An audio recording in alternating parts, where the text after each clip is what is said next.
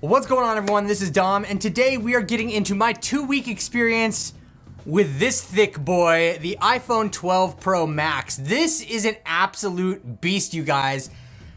I mean, it's the best that you can get from Apple, literally. So this year, we had the 12 mini, the 12 Pro, and the 12 Pro Max. And you would think normally that these would be the same other than the size, right? Well, that's not the case this year. The 12 Pro Max is the most expensive and packs the most features out of Apple's entire lineup. But there's really only a couple of things we need to talk about with this when we compare it to my review of the iPhone 12 Pro. So I'll link that video down below for you in the description in case you want to check that out. But like I said, we got some things to talk about with this boy. Real quick though, I want to give a huge shout out to 28 Mobile for sponsoring this video, sending me out the iPhone 12 Pro Max right here. They have a ton of smartphones and they have super fast shipping, they're reliable, and there's even a discount code down below in the description in case you want to check them out for yourself. Huge shout out to 28 Mobile though. They've been awesome friends of the channel for a long time, so be sure to check them out and show them some love. So with the iPhone 12 Pro Max, I'm gonna cut all the BS out of here. This is a no fluff review, right? We need to talk about the battery life and the camera performance, because really that is what is going to be different here. Obviously, this is a huge 6.7-inch display. It's OLED, it's nice. If you want a big display that's this big on an iPhone, obviously that's a reason to pick this up. But with the camera right here, that's what we're gonna touch on first. The camera performance, the sensor in the main camera here is said to give 87%, I believe, of better low light performance. It's a larger sensor combined with that nice 1.6 aperture on this guy. And I mean, really the only way to test that is to compare photos between the 12 Pro Max and the 12 Pro, because that's the difference there, is the sensor size on the 12 Pro. So that's what we're gonna do here in a little bit. Along with that, we do have a 2.5 times zoom on the telephoto lens here on the 12 Pro, which, you know, I mean, that's cool and all, that it is what it is. It's 0.5 times more zoom than on your 12 Pro over here, the normal 12 Pro. But to be honest, like, a lot of the times you're not actually using the telephoto lens on either of these. If you check in low light situations, most of the time it's just cropping in on the main sensor to give you that zoom, because the main sensor combined with the f1.6 aperture actually equals a better photo. That's a story for another video though. But as far as the camera performance goes on this, is it a noticeable difference? 87% better low light photography is a huge claim to make when comparing the 12 Pro Max and the 12 Pro. Do you notice a difference?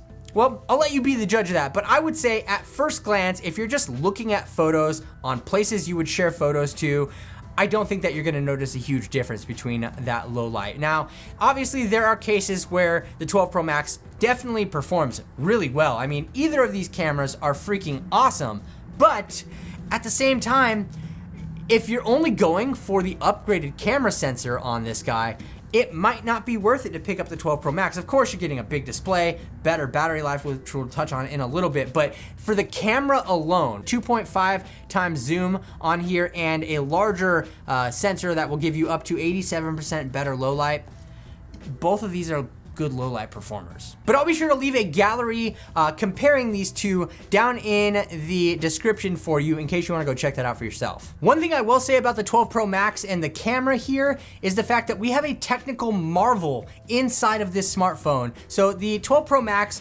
packs sensor shift, which actually is like optical image stabilization, but instead of it being on the lens, the actual sensor inside of the smartphone moves, and it compensates for shaky hands or video stabilization, anything like that, so much better than optical image stabilization. Like, it's a ridiculous amount better. Now, how that's going to impact your photography, you know, that's kind of questionable. It is, by all means, a crazy innovation to be in a smartphone, and I think that it's really cool.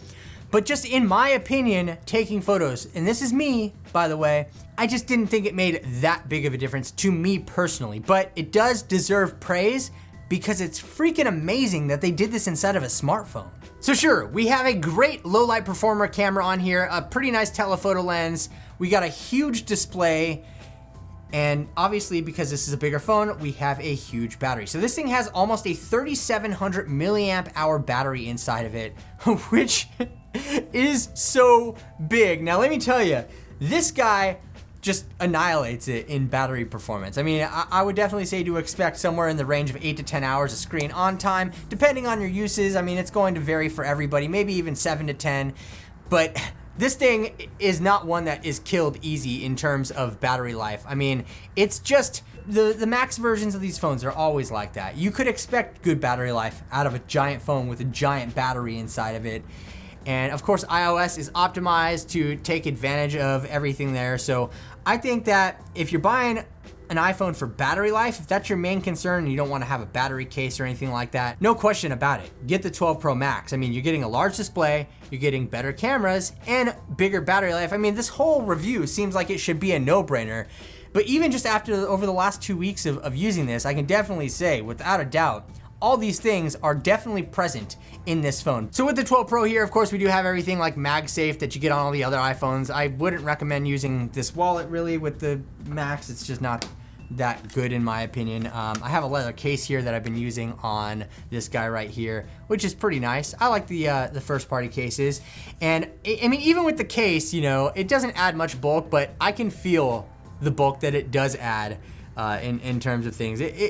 This is just a chunky boy. There's really no way around that. This is a big phone, and if that's what you want, then go for this. I would say in terms of performance, between these two, or even between the mini or the regular 12, I don't think you're gonna notice a difference in performance alone, right? For me personally, if I had a choice and I wasn't buying all the iPhones because I do this on YouTube, I wouldn't buy this.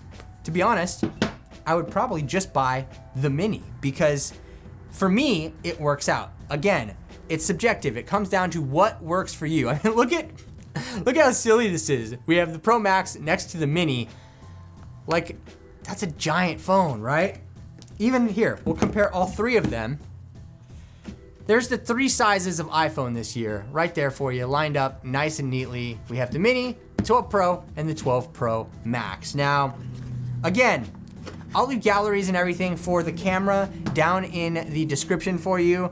But I think at the end of the day, Apple's big marketing hype with this was definitely the larger display and the better low light performance. And whether or not that's going to be a huge noticeable difference to you when on the internet, I mean, maybe if you're on Photoshop and you're zooming in and enhance, you know, maybe you'll see a difference in the low light performance. But I think just browsing through photos, things like that, social media, I gotta say, it's a nice phone. It packs a lot. I love the big display. It's great if you like to watch movies and stuff, but at the end of the day, only you can decide if the price is worth it. It's a fantastic phone, but I wanna know what you think about the 12 Pro Max down in the comments section below. And if you enjoyed this video, hit the thumbs up button. And if you're new around here, subscribe to the channel. Don't forget to hit the notification bell so you can be notified when new videos on this thick boy drop or other thick boys that are coming out in the near future. I really do appreciate all the support, everyone.